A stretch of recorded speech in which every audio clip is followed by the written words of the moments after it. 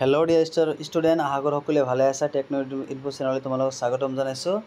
তো আজি এটা তোমালোকৰ টপিকছ লৈ আলোচনা কৰিম। আজি টপিকছটো হৈছে বা চিলেবাছটো হৈছে যে SEC হিষ্টৰী, মানে স্কিল SECৰ চিলেবাছ ফৰ SOL কি হ'ল চিলেবাছ ফৰ SEC সকলোকে জানা যে স্কিল এনহেঞ্চমেণ্ট কোৰ্চ, এইটো হৈছে যে কৌশলগত বিকাশ পাঠ্যক্ৰম, ঠিক আছে। তো ইয়াৰ যিটো চিলেবাছ, তো SEC দুটা দিছোঁ। তো আগতে এটা দিছোঁ আৰু হয়তো এইটো তোমালোকে চাবা।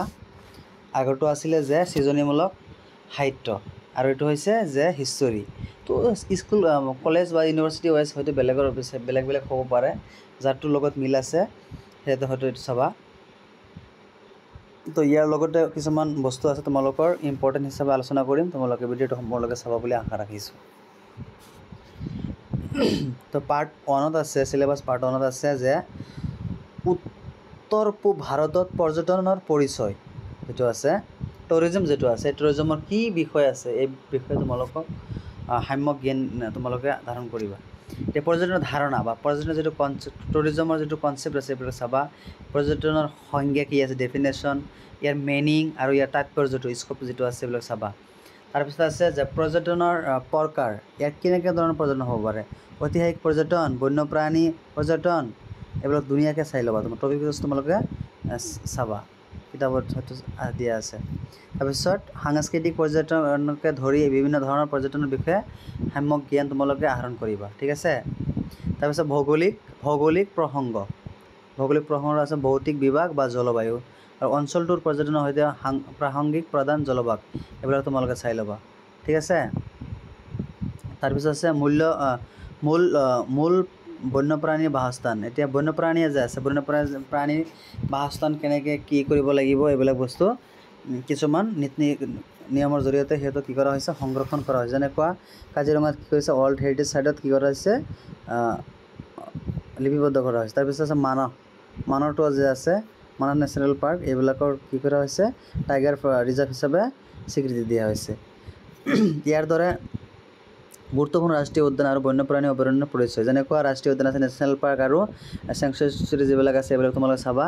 এতিয়া নতুনকৈ কিছুমান অভয়াৰণ্য হৈছে, এইবিলাক তোমালোকে চাবা, ৰাষ্ট্ৰীয় উদ্যান হৈছে, এইবিলাক তোমালোকে ধুনীয়াকৈ চাবা। এইবিলাকৰ ভিডিঅ' তোমালোকক দিয়া আছে, তোমালোকে চাই ল'বা, ঠিক আছে। তাৰপিছত পাৰ্ট 2ত আছে যে প্ৰাচীন আৰু মধ্যযুগীয় ইতিহাস আৰু ঐতিহ্য। প্ৰাচীন আৰু মধ্যযুগৰ যিবিলাক ইতিহাস আছিল, ইয়াৰ কিছুমান ঐতিহ্য আছে, এইবিলাক তোমালোকে চাই ল'বা। প্ৰাচীন অৱশিষ্ট গোৱালপাৰা, আমবাৰী, তেজপুৰৰ দৰে স্থানৰ অধ্যয়ন যিয়ে অঞ্চলটোৰ প্ৰাচীন অতীতৰ বিষয়ে অন্তৰ্দৃষ্টি প্ৰদান কৰিব পাৰে, এইবিলাক তোমালোকে চাবা। তাৰপিছত আছে আহোমৰ ইতিহাস, আহোম ৰাজ্য, ইয়াৰ প্ৰশাসন, পাইক ব্যৱস্থা কেনেকৈ সৃষ্টি কৰিছিলে, এইবিলাক চাবা। পাইক ব্যৱস্থা কোনে প্ৰৱৰ্তন কৰিছিলে, পাইক ব্যৱস্থা কি, ইয়াত কেনেকুৱা শ্ৰমিকৰ ব্যৱহাৰ কৰা হয়, কিমান বছৰৰ পৰা লোকক শ্ৰমিক ধৰা হয়, এইবিলাক চাই ল'বা। আৰু আহোম আৰু মোগলৰ যুদ্ধ কেতিয়া হৈছিল, ক'ত হৈছিল, এইবিলাক চাবা। তাৰপিছত শৰাইঘাটৰ যুদ্ধৰ লগত লাচিতৰ কিছুমান পৰিচয় চাই ল'বা। লাচিতে কেনেকৈ মোগলক আমাৰ অসমৰ পৰা খেদি পঠিয়াইছিল, এইবিলাক চাবা। তাৰপিছত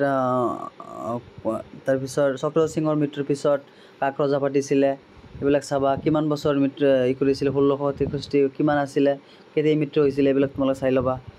তাৰপিছত ধৰ্মীয় স্থান বা ৰিজিনেল যিবিলাক প্লেচ আছে, যেনেকুৱা মছজিদ মন্দিৰ যিবিলাক আছে, উল্লেখযোগ্য ধৰ্মীয় কীৰ্তিচিহ্ন যিবিলাক আছে, এইবিলাক চাবা। উপাসনা বাসস্থান চাবা, যেনে আজান পীৰৰ দৰগাহ ক'ত আছিলে, আজান পীৰ ক'ৰ পৰা আহিছিলে, আজান পীৰ অসমত কেনেকৈ ধৰ্ম প্ৰচাৰ কৰিছিলে, শংকৰদেৱৰ কিছুমান ধৰ্ম প্ৰচাৰ কেনেকৈ কৰিছিলে, মাধৱদেৱৰ ধৰ্ম প্ৰচাৰ কেনেকৈ কৰিছিলে, মণিকাঞ্চন সংযোগ কেনেকৈ হৈছিলে, এইবিলাক তোমালোকে চাবা। তাৰপিছত আছে পাৰ্ট 3ত আছে যে মূল ঐতিহাসিক পৰ্যটনস্থলী। এতিয়া কিছুমান পৰ্যটনস্থলী যেনেকুৱা ৰাষ্ট্ৰীয় উদ্যান চাবলৈ আহে, তেনেকুৱা কাজিৰঙা চাবলৈ আহে, মানাহ চাবলৈ আহে, তাৰপিছত ওৰাং ৰাষ্ট্ৰীয় উদ্যান চাবলৈ আহে। তো কিয় চাবলৈ আহে, এইবিলাকৰ যিহেতু কিছুমান প্ৰাকৃতিক সম্পদ, এইবিলাক বস্তু চাবলৈ আহে। তাৰপিছত অসমৰ আহোম যুগৰ স্থান, যেনে চৰাইদেউটো কি হৈছে, ৱৰ্ল্ড হেৰিটেজ চাইট পাইছে, যেনেকুৱা ৰামচাৰ চাইট, দীপৰ বিল আছে, যিবিলাক চাবা। তাৰপৰা গড়গাঁও এইবিলাক চাবা। আৰু শিৱসাগৰ আছে, এইবিলাক চাবা। শিৱসাগৰৰ যেনেকুৱা আছে তোমাৰ শিৱদৌল আছে, তাৰপিছত ৰংঘৰ কাৰেংঘৰ আছে, এইবিলাক চাবা। হাজো কি আছে, পোৱামক্কা আছে, এইবিলাক চাবা। আৰু কামাখ্যা মন্দিৰত অম্বুবাচী মেলা কেনেকৈ হয়, কি কেতিয়া হয়, এইবিলাক চাই ল'বা। মা কামাখ্যাৰ বিষয়ে চাবা, মন্দিৰটো কেনেকৈ সৃষ্টি হ'ল, ক'ৰ পৰা সৃষ্টি হ'ল, এইবিলাক চাবা। ইতিহাসবিলাক চাব লাগিব, ঠিক আছে। তাৰপিছত আছে মণিপুৰ কংলা দুৰ্গাৰ অধ্যয়ন আৰু ইয়াৰ ঐতিহাসিক গুৰুত্ব।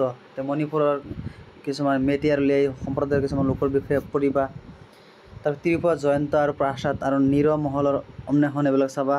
অন্য ৰাজ্য শ্বিলং, গেংটক, কোহিমা আৰু টাৱাঙৰ গুৰুত্বপূৰ্ণ স্থান, যেনেকুৱা অৰুণাচলৰ টাৱাং যে আছে, এইবিলাক চাবা। শ্বিলঙৰ যেনেকুৱা চেৰাপুঞ্জী চাবা, তাৰপৰা গেংটক চাবা। তাৰপিছত ছিকিম, এইবিলাক চাই ল'বা। কোহিমা নাগালেণ্ডৰ এইবিলাক চাবা, ঠিক আছে। তাৰ 4 নম্বৰত আছে যে সাংস্কৃতিক আৰু জাতিগত ঐতিহ্য আৰু মেলা আৰু উৎসৱ, যেনেকুৱা মৰিগাঁৱত যিটো মেলা হয়, এইবিলাক চাবা। উল্লেখযোগ্য সাংস্কৃতিক আকৰ্ষণ বিহু, যেনেকুৱা সাংস্কৃতিক কিছুমান আকৰ্ষণ, যেনেকৈ বিহু ফেষ্টিভেল হয়, যেতিয়া বিহু হয়, পূজা হয়, আমাৰ কি লাগে, আমাৰ ধুনীয়া লাগে, আমি তাতে গৈ কি কৰোঁ, আনন্দ উল্লাস কৰোঁ। তাৰপিছত আলি আই লৃগাঙে কেনেকৈ কি কৰে, এইটো কোনটো সম্প্ৰদায়ে পালন কৰে, কোনটো জনগোষ্ঠীৰ এইটো এটা এই উৎসৱ। তাৰপিছত হৰ্ণবিল উৎসৱ ক'ত পালন কৰে, কোনটো ৰাজ্যত পালন কৰা হয়, এইটো কি উৎসৱ হিচাপে স্বীকৃতি দিয়া হৈছে। আঞ্চলিক উৎসৱৰ বিষয়ত অধ্যয়ন হিচাপে তোমালোকে আলোচনা কৰা, যেনে আমাৰ অসমত বিহু, হৰ্ণবিলটো কোনটো ৰাজ্যৰ, নাগালেণ্ডৰ। তাৰপিছত আলি আই লৃগাংটো চাবা। তাৰপিছত মেঘালয়ৰ কি আছে, তাৰপিছত অনাম উৎসৱ ক'ত পালন কৰা হয়, এইবিলাক চাই ল'বা ধুনীয়াকৈ দেই। তাৰপিছত জনগোষ্ঠীয় সংস্কৃতি, এতিয়া গোষ্ঠী কিছুমান জাতি জনগোষ্ঠী হিচাপে কি কৰা হয়, বিভিন্ন ধৰণৰ উৎসৱ পালন কৰা হয়, যেনেকৈ ইছলামসকলে বা মুছলমানসকলে কি কৰা হয়, ঈদ পালন কৰে।